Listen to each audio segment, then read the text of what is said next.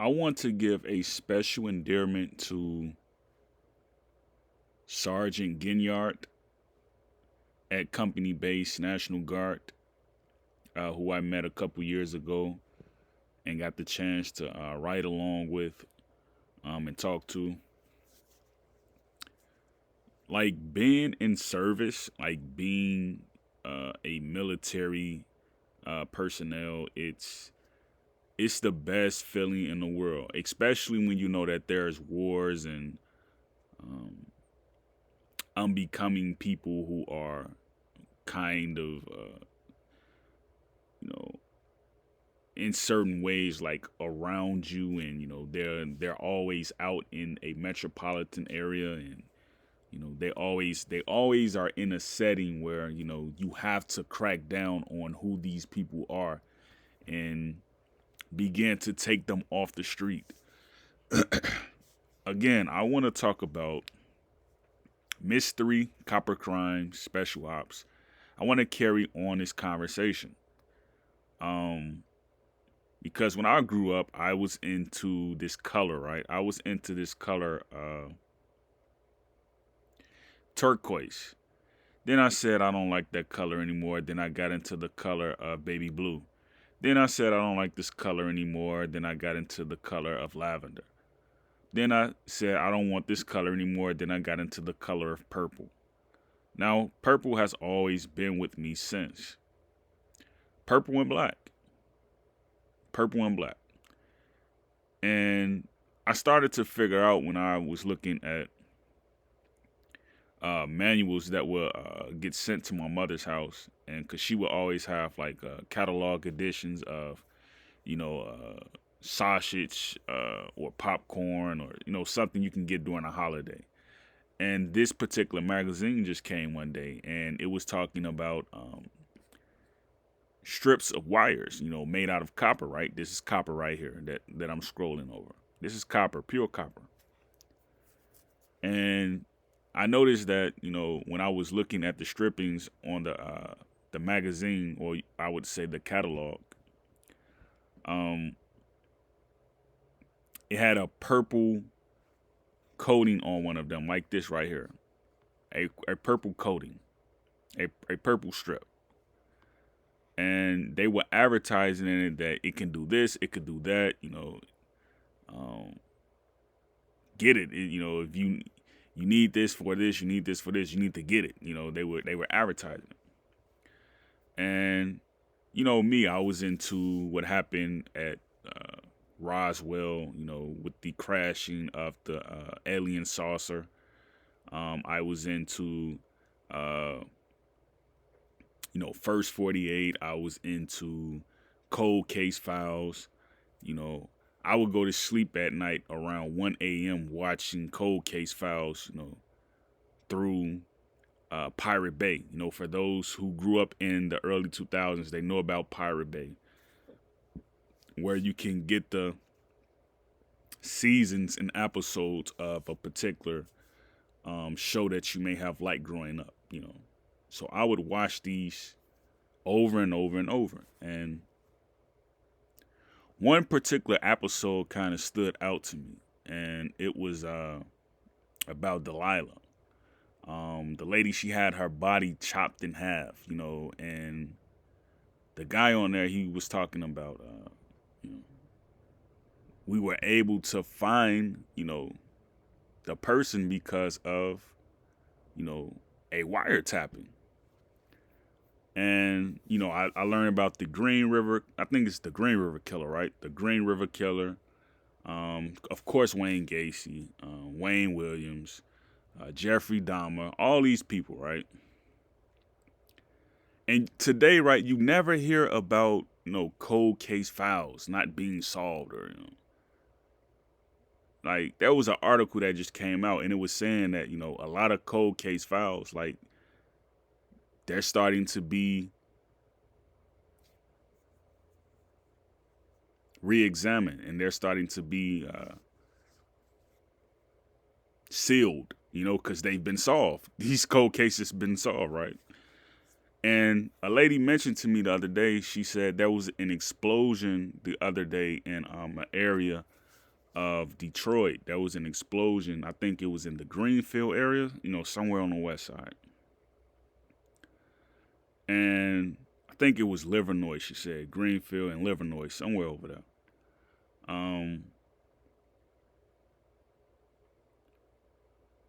And I noticed that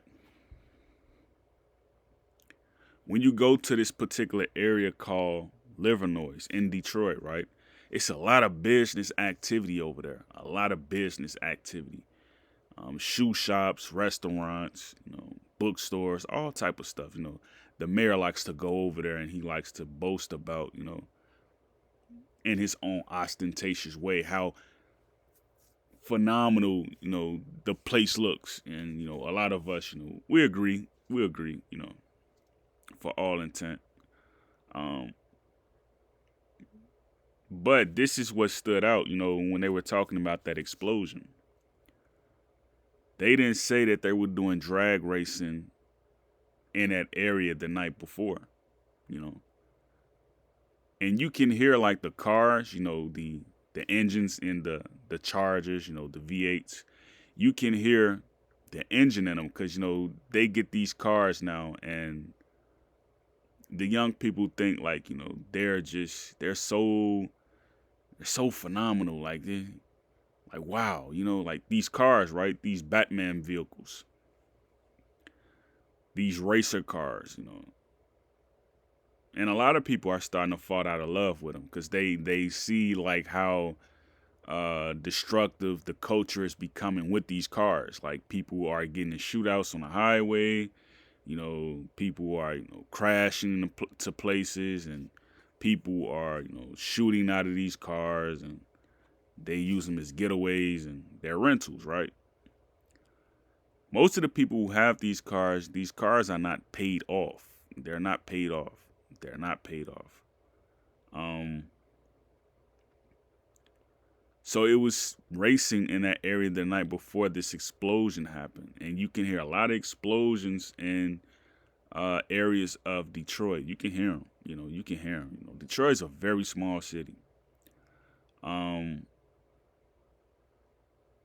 this is the thing, right? This is the thing.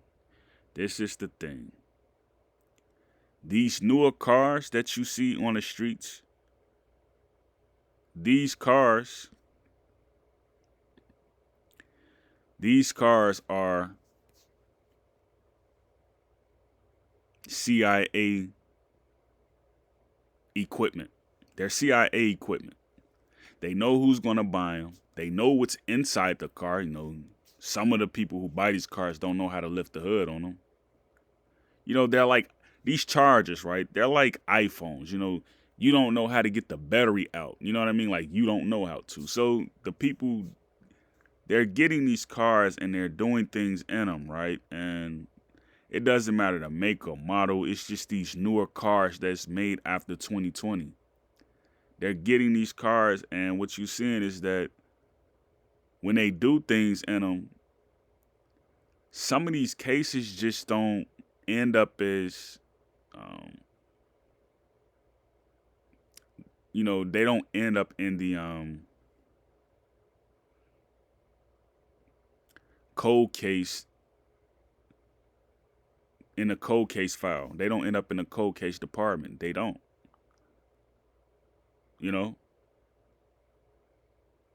All it takes is an engineer to come out and say,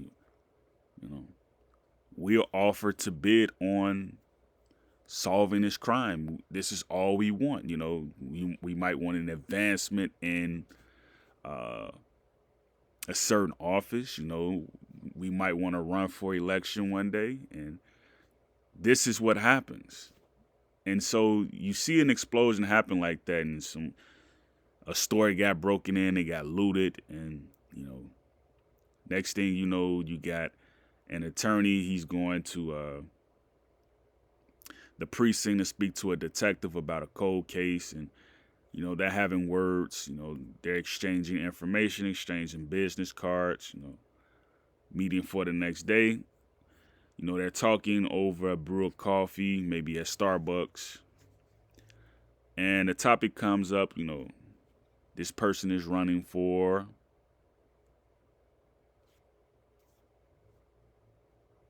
city clerk. This person is running for mayor. This person is running for lieutenant governor. All right. And they specialize in this, they specialize in that, they specialize. But this is what they don't say about people who are engineers. They know exactly what I'm talking about when you ground a black wire. You know it has copper in it. You ground a black wire and you ground a purple wire. You ground it. Where's this car that's been impounded, that's sitting on a lot, and the guy who's fixing on these cars, right? And I gotta say this because people don't know how sweet this game is. They don't know how sweet this game really is. The guy he's working on the car, and a mission statement comes through, and he says, we got to go talk to this guy right here at this lot because he has some charges in there, and word on the street is they're kind of hot. So he goes in there and he says, nice to meet you. And a conversation comes up like, where are you from? Where are you from? Oh, my father, he's from Yemeni. My mother, she's from Greece. Okay. So how long you been working on cars? This comes up. Now all of a sudden, you have someone who's in a family who's, who meets this person over, a dinner table. And this person, he wants to run for mayor one day, So you find out, a person is running for mayor in a certain subdivision, and they're still talking about this car that's on the lot, this Charger. And what happens is you have a mechanic, automobile mechanic. He sells this guy who works at, maybe, perhaps a Navy base, perhaps a National Guard base, perhaps a Ranger base, special ops mission.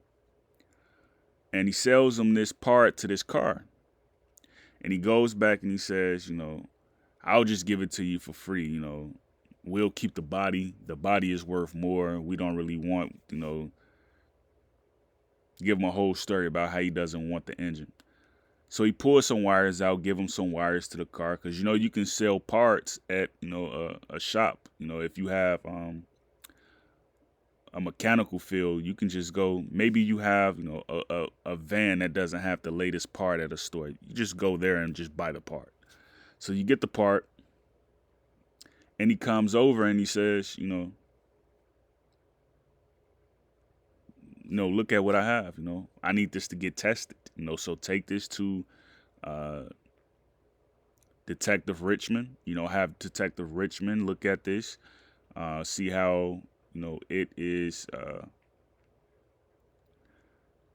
latest in its software. See how it's going to ground with the black wire, the purple wire, and they found out like there's digital imaging attached to the logs on a computer. There's also audio files logged to this device, this piece of wiring that's been attached to the engine, right? And also to the dashboard where the computers are. It's logs on there of audio files, photos, all type of stuff. And an explosion happened in the area. Now you see how simple, like when you're speaking to a officer who's with, the National Guard, right? See how simple that sounds and how simple that is when you're speaking to someone who actually knows how this works. Not only are the people who were drag racing about to get involved, into a capital punishment and also a terroristic act. The people who were in the back seat, the passenger seat, they're also about to get involved in a terrorist act. You just destroyed a business, and while you destroyed a business, a couple people then died, and a couple of people then got injured from an explosion because you wanted to drag race in the area and do whatever else you were doing, unbecoming things. This is how easy it is to solve a crime in 2025. Grounding logs. Grounding logs. Computer IT work. It's very easy to digitalize data because these copper wires right here,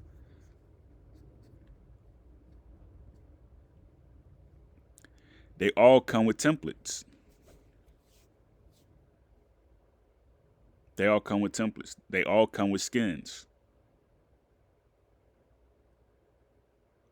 So if you have this and this is actually happening, and you got someone who's doing these things and they don't know what they're doing,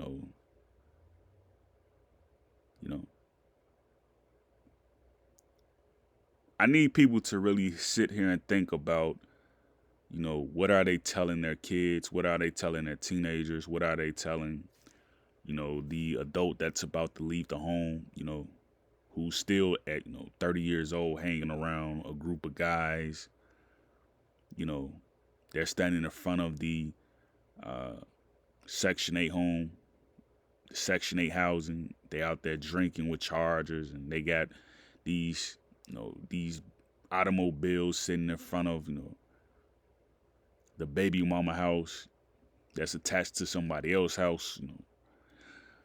This is what I need them to understand. The Pentagon can come in right now and shut everything down. The National Guard is collecting data, and they're sitting here and they're watching you all do God knows what. And they're using every detail that's being, logged, is being logged in their computer systems. Like JAG 28 Alpha 12, 12 Alpha. It's being saved. To do a crime in 2025, it's like you writing your own jail sentence. It's not worth it. It's not worth it. So understand that, and I may come back and do more about some of the things that I've kind of picked up on, but I want that to just sit on you and kind of like be able to digest just that right there, what I just said. Great piece, Yako.